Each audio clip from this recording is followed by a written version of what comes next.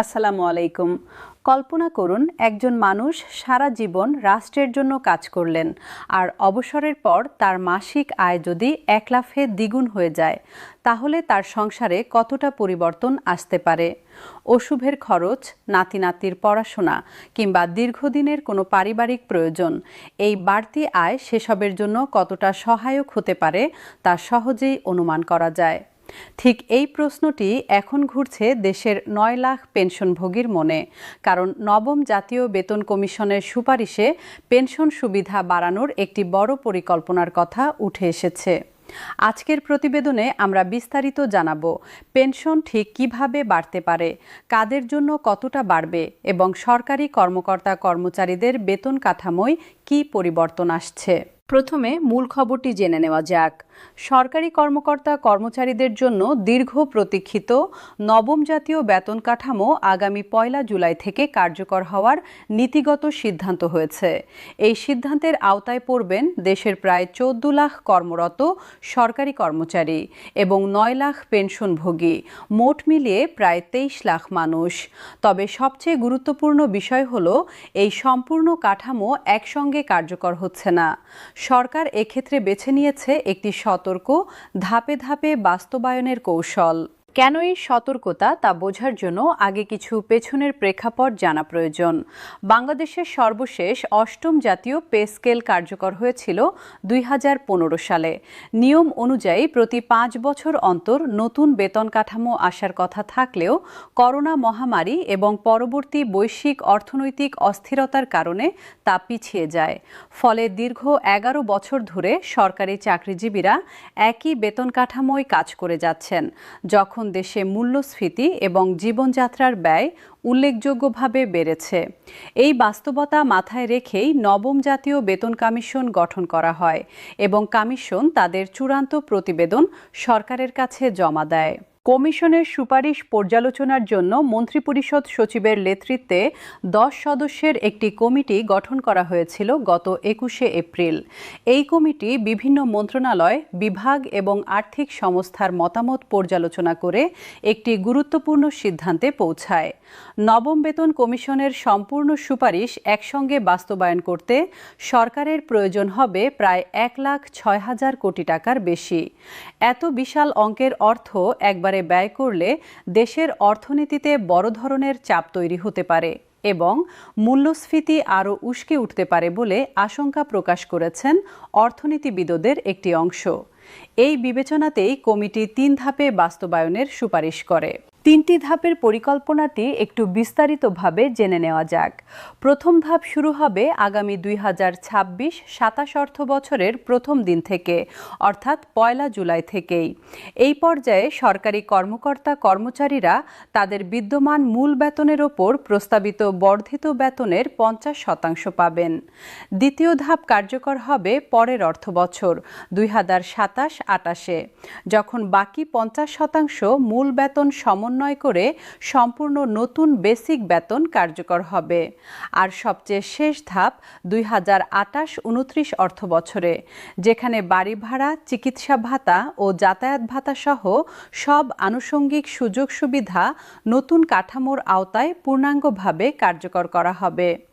অর্থ মন্ত্রণালয়ের একজন কর্মকর্তা জানিয়েছেন, একসঙ্গে সব সুবিধা চালু করলে সরকারের ওপর বড় ধরনের আর্থিক চাপ তৈরি হতো। তাই রাজস্ব সক্ষমতা বিবেচনায় রেখে এই ক্রমিক পরিকল্পনা নেওয়া হয়েছে। প্রথম ধাপের জন্য অর্থের সংস্থান কিভাবে হচ্ছে সে বিষয়েও স্পষ্ট তথ্য মিলেছে। আসন্ন ২০২৬-২৭ অর্থ বছরের বাজেটে বেতন ও ভাতা বাবদ মোট ৮০,৩৮০ কোটি টাকা বরাদ্দ রাখার সিদ্ধান্ত হয়েছে, যার একটি বড় অংশ যাবে নতুন পে স্কেল বাস্তবায়নে। অর্থ ও পরিকল্পনা মন্ত্রণালয় নিশ্চিত করেছে ১ জুলাই থেকেই কর্মকর্তা কর্মচারীরা এই বরাদ্দের আওতায় বর্ধিত মূল বেতনের অর্ধেক পাওয়া শুরু করবেন। নবম জাতীয় পে স্কেল কার্যকর করার লক্ষ্যে চলতি জুন মাসের মধ্যেই গেজেট প্রকাশের প্রস্তুতি চলছে বলে জানিয়েছেন সংশ্লিষ্ট কর্মকর্তারা। তুলনার সুবিধার জন্য কিছু পরিসংখ্যান জেনে নেওয়া যাক। বর্তমানে সরকারি কর্মকর্তা কর্মচারীদের বেতন ভাতা বাবদ সরকারের বার্ষিক ব্যয় প্রায় ১,৩১,০০০ কোটি টাকা। নবম পে স্কেলের সুপারিশ সম্পূর্ণভাবে বাস্তবায়ন করতে এর সঙ্গে অতিরিক্ত প্রায় 1,06,000 কোটি টাকা যুক্ত হবে, অর্থাৎ মোট ব্যয় প্রায় দ্বিগুণে পৌঁছাতে পারে। যদিও এই বৃদ্ধি একসঙ্গে নয়, 3 অর্থবছরে ভাগ হয়ে আসবে। শুধু প্রথম ধাপের জন্যই আসন্ন বাজেটে বিশাল অঙ্কের বরাদ্দ রাখা হচ্ছে, যা সরকারের সামগ্রিক বাজেট পরিকল্পনায় একটি উল্লেখযোগ্য অংশ দখল করবে। জাতীয় সংসদে উপস্থাপিত আসন্ন অর্থবছরের বাজেট বক্তৃতায় এই বিষয়ে বিস্তারিত বক্তব্য দিয়েছেন অর্থ ও পরিকল্পনা মন্ত্রী আমির খসরু মাহমুদ চৌধুরী। তিনি বলেছেন, সরকারি কর্মচারীরা বিগত প্রায় 11 বছর যাবৎ একই বেতন কাঠামোতে বেতন ভাতা পাচ্ছেন।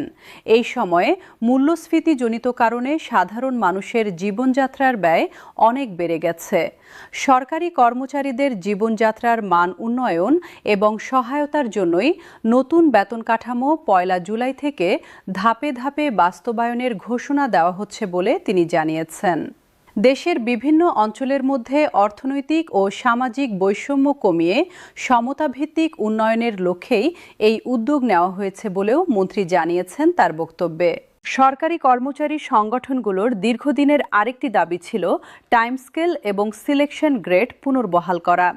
অতীতে এই দুটি সুবিধা থাকলেও পরবর্তী সময়ে তা বাতিল করা হয়েছিল, যার ফলে দীর্ঘদিন একই পদে কর্মরত কর্মচারীরা পদোন্নতি ছাড়া বেতন বৃদ্ধির কোনো সুযোগ পেতেন না।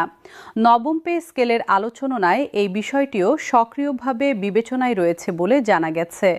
যদি টাইম স্কেল পুনর্বহাল হয়, তাহলে নির্দিষ্ট বছর পর পদোন্নতি না হলেও একজন কর্মচারী একটি উচ্চতর বেতন স্তরে যাওয়ার সুযোগ পাবেন, যা দীর্ঘদিন একই পদে থাকা কর্মচারীদের জন্য বড় স্বস্তির কারণ হতে পারে। এখন আসা যাক কোন গ্রেডে কত টাকা বাড়তে পারে তার একটি প্রাথমিক চিত্রে। মনে রাখা জরুরি, এই সংখ্যাগুলো এখনও প্রস্তাব পর্যায়ে রয়েছে এবং চূড়ান্ত গেজেটে কিছুটা ভিন্নতা থাকতে পারে। সুপারিশ অনুযায়ী সর্বোচ্চ প্রথম গ্রেডের মূল বেতন বর্তমান ৭৮,০০০ টাকা থেকে বেড়ে হতে পারে ১,১৭,০০০ টাকা। দশম গ্রেডের একজন কর্মচারীর মূল বেতন ১৬,০০০ টাকা থেকে বেড়ে হতে পারে ২৪,০০০ টাকা, আর সর্বনিম্ন ২০তম গ্রেডের একজন কর্মচারীর মূল বেতন ৮,২৫০ টাকা থেকে বেড়ে হতে পারে ১২,৩৭৫ টাকা। প্রতিটি গ্রেডেই গড়ে ৫০% বৃদ্ধির একটি কাঠামো প্রাথমিক প্রস্তাবে রাখা হয়েছে। তবে আলোচনার টেবিলে আরেকটি বিকল্প রয়েছে। কিছু সূত্র জানিয়েছে, ১০ম থেকে ২০তম গ্রেডের নিম্ন ও মধ্যম স্তরের কর্মচারীদের জন্য বর্ধিত বেতনের একটি বড় অংশ, প্রায় ৬০%, প্রথম বছরেই কার্যকর করার প্রস্তাব নিয়ে আলোচনা চলছে। অন্যদিকে প্রথম থেকে নবম গ্রেডের উচ্চপদস্থ কর্মকর্তাদের জন্য এই হার রাখা হতে পারে ৪০%-এর কাছাকাছি। অর্থ মন্ত্রণালয়ের একজন নীতি নির্ধারণী কর্মকর্তা জানিয়েছেন, মূল্যস্ফীতি ও জীবনযাত্রার ব্যয় বৃদ্ধির চাপ সবচেয়ে বেশি অনুভব করেন নিম্ন আয়ের কর্মচারীরা। তাই তাদের বেতন বৃদ্ধির ওপর অগ্রাধিকার দেওয়া হচ্ছে, যাতে গ্রেড ভিত্তিক বৈষম্য কিছুটা হলেও কমে আসে। বেতন বৈষম্য কমানোর লক্ষ্যে সর্বনিম্ন ও সর্বোচ্চ গ্রেডের বেতনের অনুপাত বর্তমান ১:৯.০৭৬ থেকে কমিয়ে ১:৮ করার সুপারিশও রয়েছে। দ্বিতীয়, তৃতীয় এবং চতুর্থ গ্রেডের কর্মকর্তাদের ক্ষেত্রেও পরিবর্তনের চিত্র স্পষ্ট হয়েছে সংশ্লিষ্ট সূত্র থেকে। দ্বিতীয় গ্রেডের মূল বেতন বর্তমান ৬৬,০০০ টাকা থেকে বেড়ে হতে পারে ৯৯,০০০ টাকা। তৃতীয় গ্রেডে মূল বেতন ৫৬,৫০০ টাকা থেকে বেড়ে হতে পারে ৮৪,৭৫০ টাকা। অষ্টম ও নবম গ্রেডের কর্মকর্তাদের মূল বেতনও ২৩,০০০ এবং ২২,০০০ টাকা থেকে বেড়ে যথাক্রমে ৩৪,৫০০ এবং ৩৩,০০০ টাকা পর্যন্ত হতে পারে। এই হিসেবগুলো থেকে স্পষ্ট, প্রতিটি স্তরেই উল্লেখযোগ্য বৃদ্ধির পরিকল্পনা রয়েছে, যদিও চূড়ান্ত হার এখনও নির্ধারিত হয়নি। মূল বেতনের বাইরে আনুষঙ্গিক ভাতাগুলোতেও বড় পরিবর্তনের প্রস্তাব আছে। ১০ম থেকে ২০তম গ্রেডের কর্মচারীদের টিফিন ভাতা ভাতা বর্তমান 200 টাকা থেকে বাড়িয়ে 1000 টাকা করার সুপারিশ করা হয়েছে। বৈশাখী ভাতা 20% থেকে বাড়িয়ে 50% করার প্রস্তাবও আছে। প্রতিবন্ধী সন্তান থাকলে মাসিক 2000 টাকা বিশেষ ভাতা এবং 10ম থেকে 20তম গ্রেডের কর্মচারীদের জন্য নতুন যাতায়াত ভাতা চালুর কথাও বলা হয়েছে প্রস্তাবে। এই সমস্ত ভাতা সংক্রান্ত পরিবর্তন তৃতীয় ধাপে অর্থাৎ 2028-29 অর্থ বছরে পূর্ণাঙ্গভাবে কার্যকর হবে। এবার ফিরে আসি প্রতিবেদনের শুরুতে যে প্রশ্ন তোলা হয়েছিল তার উত্তরে। পেনশন ঠিক কতটা বাড়তে পারে? নতুন